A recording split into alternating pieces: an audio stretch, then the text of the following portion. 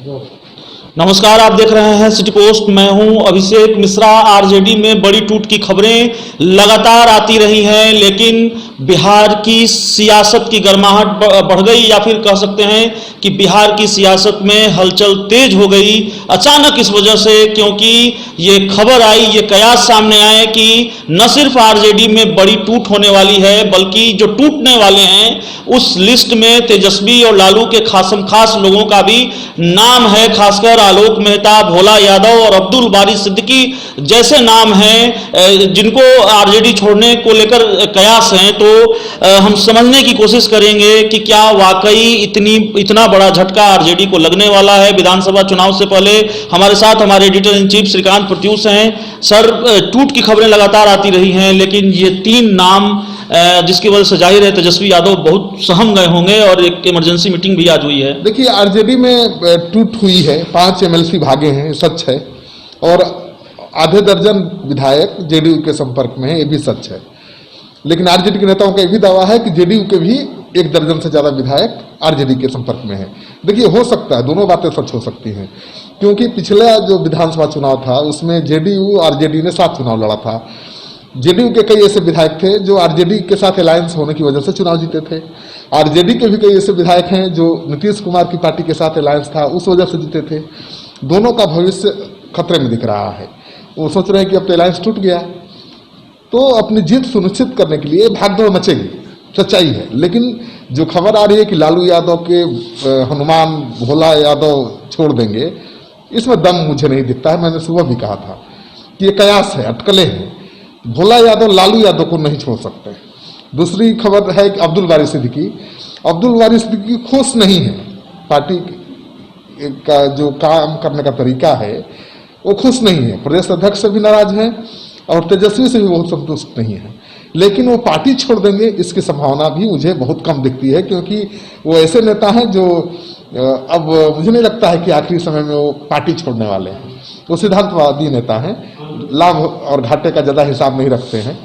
तो उनको पता है कि नुकसान होगा या फायदा होगा तो भी नहीं जाएंगे।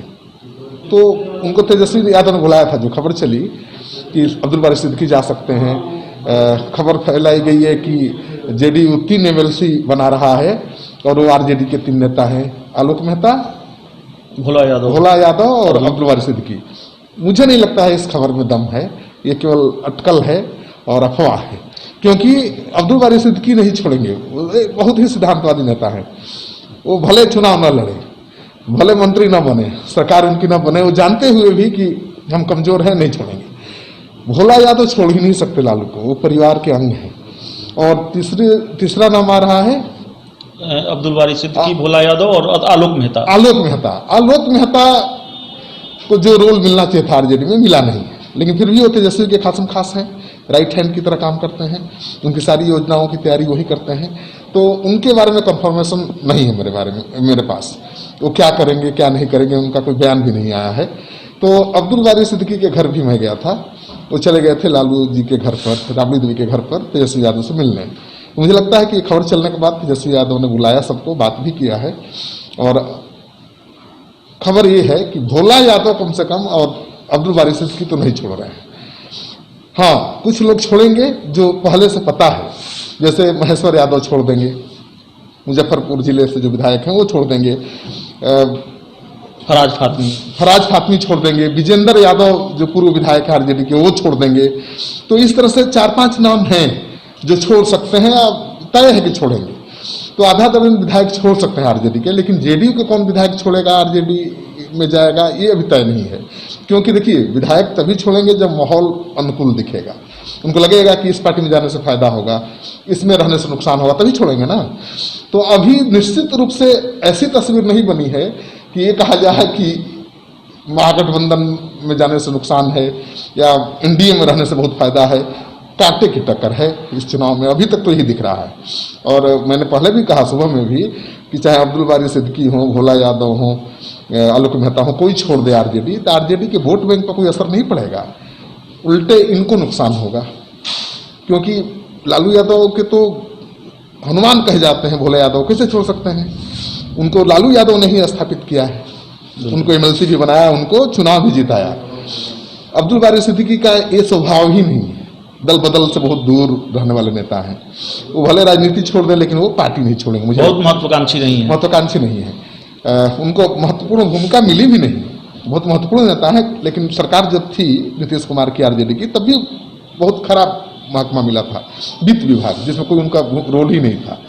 वो दुखी थे, लेकिन दुखी होना और पार्टी छोड़ना दोनों दो बातें हैं। तो मानकर चलिए कि आरजेडी में जो लालू यादव के खास लोगों की टूटने की आशंका थी, वो बिल्कुल आशंका, अटकल, अफवाह थी। अभी तक निश्चित रूप से कुछ भी नहीं। लेकिन सर कई नाम हैं जिनका जिक्र आपने किया, चंद्रिका राय हैं, महेश्वर यादव हैं, फराज फातमी हैं, विजेंद्र यादव हैं, पार्टी के प्रदेश उपाध्यक्ष पद से भी उन्होंने इस्तीफा दिया था।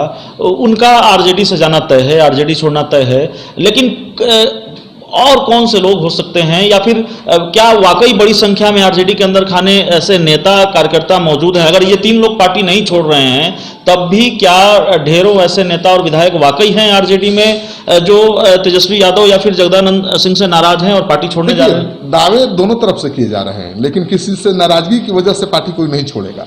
अगर विधायक को लगता है कि हम इस पार्टी में रह के चुनाव जीत जाएंगे तो नहीं छोड़ेगा।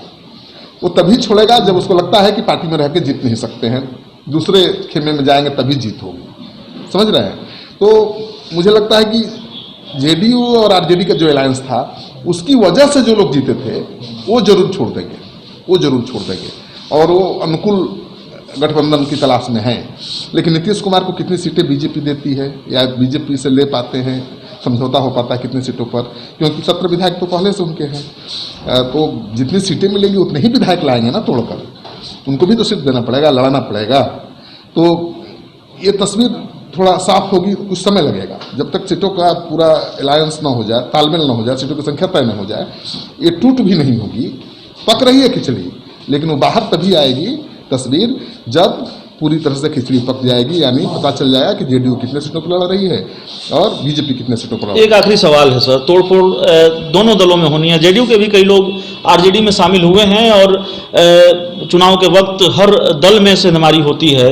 जेडीयू में भी हुआ है, आरजेडी में भी हुआ है, रालोसपा में भी हुआ है। लेकिन सेंधमारी के लिहाज से कौन किस पर भारी पड़ता नजर आ रहा है अभी तक? देखिए, नीतीश कुमार तो भारी पड़ गए हैं, 5 एमएलसी उड़ा लिए, और वैसे एमएलसी को उड़ा लिए जो लालू के खासम खास थे। तो भारी तो नीतीश कुमार पड़ रहे हैं, तो शक नहीं है, क्योंकि लालू यादव बाहर नहीं है। तेजस्वी पर तो भारी पड़ेंगे ना नीतीश कुमार, बिल्कुल। तो सच्चाई है कि अभी भारी पड़ रहे हैं, लेकिन किस हद तक भारी पड़ेंगे, क्या तेजस्वी यादव की पार्टी को पूरी तरह से तोड़ देंगे, ये अभी कहा नहीं जा सकता है। ये सवाल का जवाब अभी गर्भ में है, इंतजार करना पड़ेगा। तो इंतजार ज़्यादा नहीं करना पड़ेगा, 10 से 15 दिन में तस्वीर साफ हो जाएगी। तो हमारे साथ हमारे editor in chief Shrikant Pratyush बातचीत कर रहे थे, और बिहार का जो राजनीतिक घटनाक्रम है, आरजेडी में जिस बड़ी टूट की संभावना व्यक्त की जा रही है और कहा जा रहा है कि बड़ी टूट होने वाली है, उस पर हमने बातचीत की। और बिहार में आने वाले दिनों में सियासत की तस्वीर कैसी होगी, इस पर हमने समझने की कोशिश की अपने एडिटर इन चीफ के जरिए। तो इस खबर में इतना ही। अगर आपको हमारी ये खबर अच्छी लगे, ये बहस अच्छी लगे, तो इसे अपने दोस्तों के साथ खूब से खूब शेयर करें, हमारे यूट्यूब चैनल को सब्सक्राइब करें, वेल